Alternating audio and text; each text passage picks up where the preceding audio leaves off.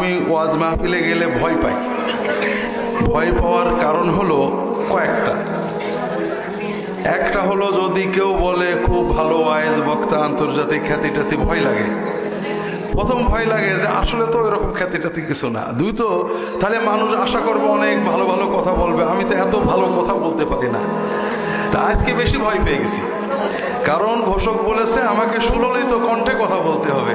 এই জীবনে একটা কাজ মোটেও পারি না, এই জীবনে একটা কাজ মোটেও পারি না। আল্লাহ এক একজনকে এক একটা নিয়ামত দেন। আল্লাহ আমাকে অনেক নিয়ামত দিয়েছেন, দুটো জিনিস আমার কমতি আছে। একটা হলো সুললিত কণ্ঠ, আর হলো সুন্দর হাতের লেখা। আমার হাতের লেখাও সুন্দর না, কণ্ঠও ভালো না। তা এখন তো আমি ভীত হয়ে গিয়েছি। এখন আপনারা আশা করছেন যে আমি সুললিত কণ্ঠে কিছু বলবো, আমার তো কণ্ঠে কোনো সুর নেই। তারপরও আমি আশা করব আমার পরে আমার খুবই শ্রদ্ধাভাজন শেখ সাইফুল্লাহ মুনির, আমি ওনার সাথে হজও করছি একবার, ওনার মাদ্রাসায় কয়েকবারই গেছি বিশ্ববিদ্যালয়ের বিভিন্ন কাজে। আশা করছি উনি আপনাদেরকে অত্যন্ত সুন্দর করে বলবেন, আর আমি সেই ফাঁকে অল্প কিছু কথা আপনাদের সামনে বলার চেষ্টা করব। সুন্দর না হলেও আমরা মন দিয়ে শোনার চেষ্টা করব। আল্লাহ তাআলা তৌফিক দান করুন, আমিন।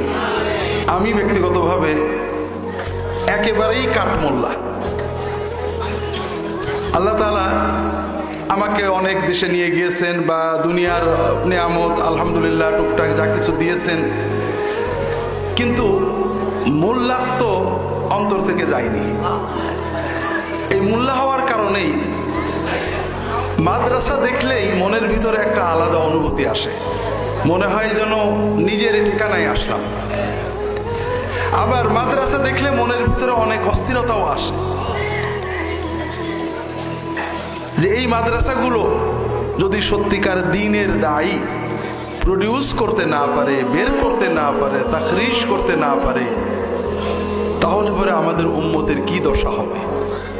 আমি দু একবার প্রথম দিকে বললাম মাদ্রাসা পরিদর্শন, অধিভুক্তি নবায়ন ইত্যাদিতে গেছি। একবার আমি গিয়েছি, আমার সাথে ইংরেজি বিভাগের একজন আছেন, আর একজন, তিনজন, দুইজন শিক্ষক, একজন কর্মকর্তা।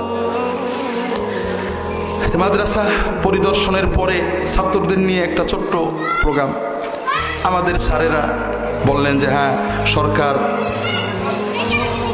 তোমাদের মূল্যায়ন দিয়েছে, ফাজেল কামিল বিএম এর মান হয়ে গেছে, এখন বেশি করে বাংলা পড়ো, বেশি করে ইংরেজি পড়ো, সাধারণ জ্ঞান পড়ো, যেন স্কুল ছাত্রদের সাথে প্রতিযোগিতা করে ভালো করতে পারো। সত্য কথা, সবই ঠিক কথা।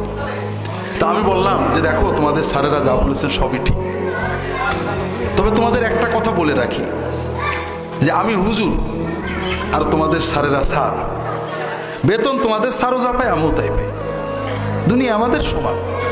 তবে দুনিয়াতে একটা জিনিসের পার্থক্য আছে, সেটা হলো তোমাদের স্যারেদের ছাত্ররা ছাড়া আর আত্মীয় স্বজনের ছাড়া কেউ চেনে না।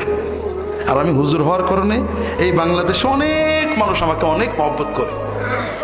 এই মহব্বতের মজা তোমার স্যারেরা জীবনেও পাবে না। আর আমিও মরে যাব, তোমাদের স্যারেরাও মরে যাবে। তোমাদের স্যারেরা মরে গেলে আপনজন কিছু মানুষ ছাড়া কেউ দোয়া করবে না। আর কোনো হুজুর মরে গেলে অনেক অনেক লক্ষ লক্ষ মানুষ দোয়া করবে, এটাও তোমার স্যারেরা পাবে না। কথা বুঝতে পারেননি? তো ভাইরা, দিনের এলেম তো দুনিয়ার অমর হওয়ার পথ। দুনিয়ায় মানুষ অমর হতে পারে না, মরেও অমর হতে পারে যাদেরকে আল্লাহ তাআলা দ্বীনের এলেমের জন্য কবুল করে নিয়েছেন।